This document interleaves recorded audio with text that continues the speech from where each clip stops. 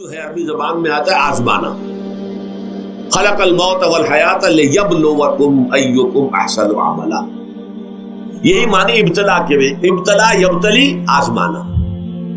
ابلا یبلی جو آتا ہے باب افعال سے, اس میں آتا ہے کسی کو کسی تکلیف میں ڈال کر اس کو نکھارنا, کہ اس کا جوہر نکھر جائے, اس کے اندر جو خیر ہے وہ اور چمک جائے, لوگوں کو بھی معلوم ہو جائے کہ یہ شخص اس مقام کا اہل ہے, اس کے اندر یہ صلاحیت ہے, اس میں یہ قوت موجود ہے. تو یہ گویا کہ اہل ایمان کی صلاحیتوں کو نکھارنے کے لیے اور ان کے درجات کی ترقی کے لیے بھی اللہ تعالیٰ دنیا کے اندر یہ مصیبتیں اور امتحانات جو ہیں آزمائش کے حوالے سے افراد پر بھی اجتماعی طور پر بھی لاتا ہے. اور ایک اس کا اور بھی ہے, اہل ایمان پر اس طرح کے ابتلا و آزمائش کی ایک نوعیت اور بھی ہے, اور وہ یہ ہے کہ جو بھی آپ سے غیر ارادی طور پر یا یہ کہ آپ نے کوئی گناہ ارادی طور پر بھی کر لیا, اللہ تعالیٰ اس کی سزا اسی دنیا میں دے کر آخرت کی سزا سے محفوظ کر دے. گویا کہ اس سے بڑا خیر کیا ہوگا. یہاں کی سزا کیا ہے, جھیل لی آپ نے, بخار آ گیا, ٹانگ ٹوٹ گئی, چلیے 3 مہینے آپ بستر پر پڑے رہے نا, اور کیا ہوا, کچھ نہیں. لیکن یہ کیا آخرت کی سزا ملتی ہے, بہت عظیم ہو. لہذا کفارہ بناتا ہے اللہ تعالیٰ گناہ, ان جو بھی گناہ ہو گئے ہیں, غلطیاں ہو گئی ہیں, ان کا کفارہ اللہ تعالیٰ بندہ مومن کے لیے. حضور کی ایک حدیث ہے, اس کا متن مجھے اس وقت یاد نہیں ہے, کہ مومن کا معاملہ عجیب ہے, اسے کوئی تکلیف پہنچتی ہے صبر کرتا ہے, اس کے گناہوں کا کفارہ بن جاتا ہے, اور اگر کوئی خوبی ملتی ہے اس پر اللہ تعالیٰ کا شکر ادا کرتا ہے, اس کے درجات بلند ہو جاتے ہیں. تو یہ معاملہ جو ہے اللہ تعالیٰ کی طرف سے بندہ مومن کے حق میں خیر, کہ در حقیقت اس کے ان گناہوں کی پاداش کہ جو اس نے یہاں کر لیے ہیں, یہی دنیا میں دے کر دھو دیا جائے, پاک کر دیا جائے. جیسے آپ کو معلوم ہے دھوبی جو ہے کپڑے کو بھٹی میں چڑھاتا ہے, گرم پانی میں ڈالتا ہے کہ ڈالتا, تاکہ اس کا میل نکلے, اس کے آگے پٹکتا بھی ہے ذرا اس کو, تاکہ وہ میل اچھی طرح چھٹ جائے اس سے. اسی طرح اگر دنیا میں ہمارے میل چھٹ جائیں, دنیا میں اگر ہمارے گناہ دھل جائیں, تو یہ بڑے نفع کا سودا ہے, بڑے نفع کا سودا ہے, بڑے نفع کا سودا ہے. اس اعتبار سے آپ غور کیجئے کہ اگر یہ حقائق ہمارے سامنے رہے تو کیا کوئی تکلیف دنیا کی ہمیں بھاری محسوس ہوگی. ہمیں تو بتایا یہ گیا ہے کہ عسیٰ ان تکرہوا شیئا وہو خیر لکم وعسیٰ ان تحبوا شیئا وہو شر لکم واللہ یعلم وانتم لا تعلمون. ہو سکتا ہے کہ تم کسی چیز کو ناپسند کرو, ذرا آنے کہ اسی میں تمہارے لیے خیر ہے, تمہیں نہیں پتا. اور ہو سکتا ہے تم کسی چیز کو پسند کرو, ذرا آنے کہ اس میں تمہارا شر ہے, لیکن تمہیں نہیں معلوم. اللہ یعلم وانتم لا تعلمون, اللہ جانتا ہے تم نہیں جانتے. اس حوالے سے سبردم بتو مایا خیش را خدانی حساب کم و بیش را. اے اللہ, اس کو کہتے ہیں تفویض. یہ سورہ تغابن کے درس میں یہ تمام مضامین تفصیل سے آتے ہیں کہ ایمان کے جو باطنی ثمرات ہیں اس میں سب سے پہلے مقام رضا ہے, پھر تفویض, توکل ہے. آپ محنت کر رہے ہیں, محنت کر رہے ہیں, محنت کر رہے ہیں, نتیجہ نہیں نکلا. ایک نتیجہ یہ نکلے, ایک بچے نے بہت محنت کی, دن رات کام کیا, فیل ہو گیا امتحان. اب صدمے سے کمر ٹوٹ سکتی ہے اس کی, لیکن نہیں, ہو سکتا ہے کہ اللہ تعالیٰ نے اسی میں میرے لیے خیر رکھی, اس لیے کہ ہماری محنت سے کچھ نہیں ہوگا, ہمارے مادی وسائل سے کچھ نہیں ہوگا, ہوگا اللہ کے اذن سے, اللہ کی مرضی سے, اللہ کی مشیت سے. یہ ہمارے لیے خاص طور پر اس اعتبار سے بہت اہم نقطہ ہے. ہم سب راہ حق کے مسافر ہیں, اپنے اپنے بس پڑتے محنت کر رہے ہیں, وقت بھی صرف کر رہے ہیں, مال بھی صرف کر رہے ہیں, محنت کر رہے ہیں, مشقت کر رہے ہیں. لیکن فرض کیجئے جیسا کہ ہے, پھر واقع فرض کیا کیجئے, وہ تو واقع سامنے کی بات ہے, نتائج نکلتے نظر نہیں آ رہے, قدم نہیں بڑھ رہے, ہماری طرف لوگوں کا رجوع عام نہیں ہے. ٹھیک ہے, اس پر قطعاً بدل ہونے کی بات نہیں, یہ اللہ تعالیٰ کی مشیت میں ہوگا, جب وہ چاہے گا تب ہوگا.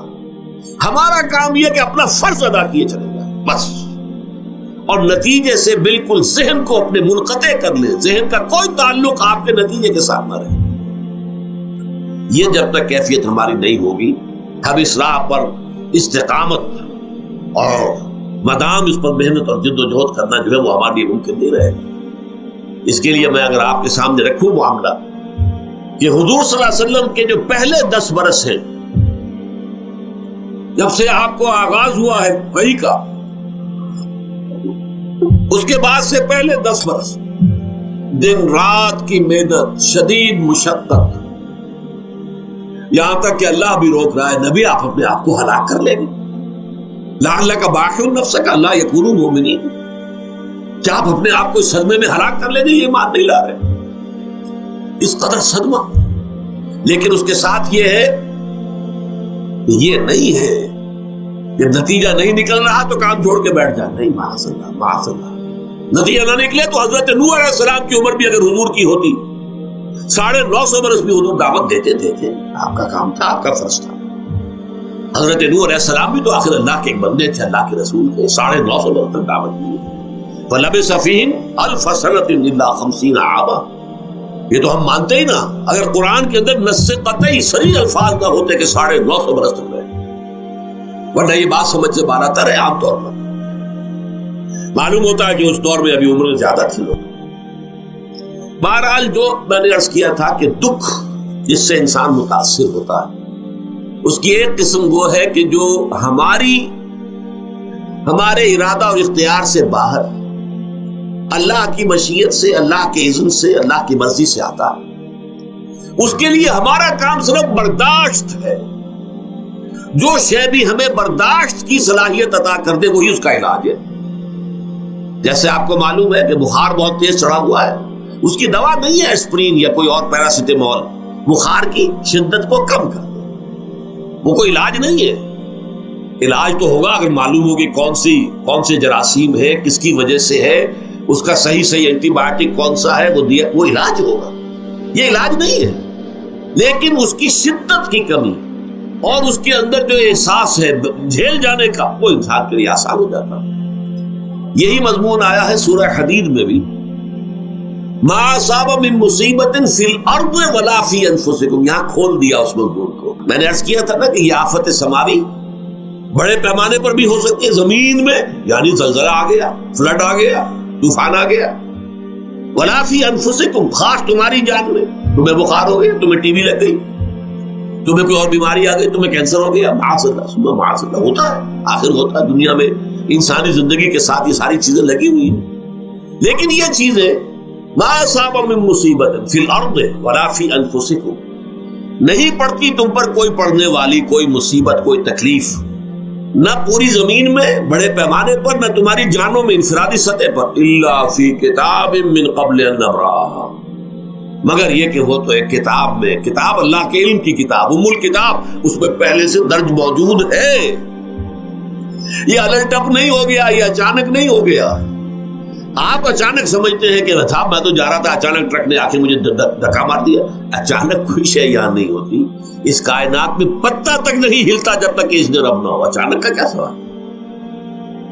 در حقیقت جو ہوتا ہے وہ اللہ تعالیٰ کے علم میں پہلے سے ہے، علم کامل، ما کان وما یکون، جو کچھ ہوا جو کچھ ہوگا، مستقبل، ماضی، کل کا کل، آنے واحد میں اللہ کے علم میں موجود ہے۔ لہذا یہاں اچانک کچھ نہیں ہوتا، جو بھی آیا ہے اللہ کے علم سے آیا، اور یہ پہلے سے اللہ کے علم کے اندر موجود تھا، لکھا ہوا تھا، الا فی کتاب من قبل ان نبرأها ان ذلک علی اللہ یسیر۔ یہ تمہیں تو مشکل نظر آئے گا لیکن اللہ پر بڑا آسان ہے، اللہ کا علم کامل، ما کانا ما یکون کو حاوی ہے۔ لِكَيْ لَا تَأْسَوْا عَلَىٰ مَا فَاتَكُمْ، تاکہ تم افسوس نہ کیا کرو ان چیزوں پر جو تم سے چھوٹ جائیں، جاتی رہے، چھن جائیں۔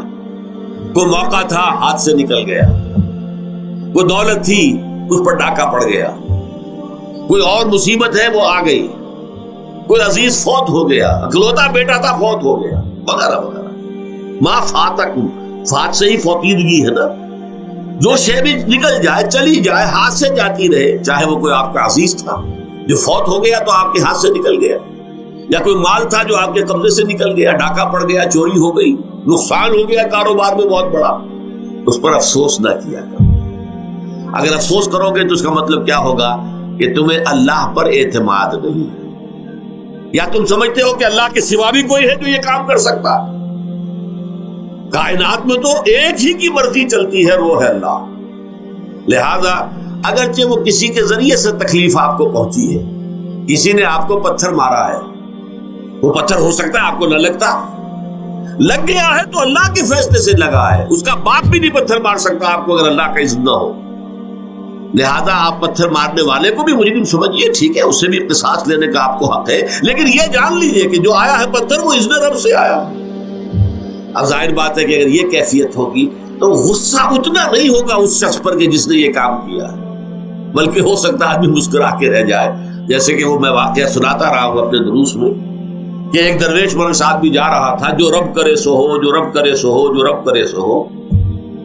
کسی شخص نے پتھر اٹھا کر دے مارا، اس کے سر پہ لگ گیا کہ اس نے پیچھے پلٹ کر دیکھا کس نے مارا. اس نے مجھے کیا دیکھتے ہو، جو رب کرے سو ہو، یہ تو رب کے مارے سے. اس نے کہا مجھے تو یہ پتھر رب کے مارے ہی لگا ہے، لیکن میں دیکھ یہ رہا تھا بیچ میں کس کا منہ کالا ہو گیا، اپنے لیے کس نے ایک گناہ کما لیا، اپنے لیے کس نے ایک مصیبت جو ہے وہ مول لے لی، وہ بیچ میں تم آ گئے ہو. پتھر اللہ کی طرف سے آیا ہے، لیکن اس کا عذاب، اس کا وبال تم پر آ گیا.